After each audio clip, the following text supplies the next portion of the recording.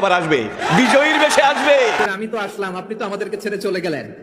আর একজন রাষ্ট্রপ্রধান যখন কোনো এলাকায় যায়, সেখানে রিজার্ভ গাড়ি দেওয়া হয়, জায়গা জায়গা থেকে গাড়ি প্রেরণ করা হয়, সার্ভ করা হয়, তাদেরকে ভাড়া দেওয়া হয়, খানা দেওয়া হয়, গরু জবাই করে একবারে মোরগ মুসাল্লাম বিরিয়ানি এগুলো দেওয়া হয়। তারপরে যাওয়ার সময় আবার কিছু নগদ হাদিয়াও দেওয়া হয়।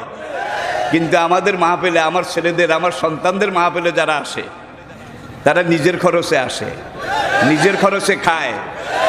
আজকে তাকে এই দেশে থাকতে দেওয়া হয়নি। সোজা কথা, সংক্ষিপ্ত কথা, চূড়ান্ত কথা, শেষ কথা, মিজান আবার আসবে, বিজয়ীর বেশে আসবে। এই দেশের তাওহীদি জনতা এমন ইতিহাস সৃষ্টি করে তাকে আলিঙ্গন করবে ইনশাআল্লাহ।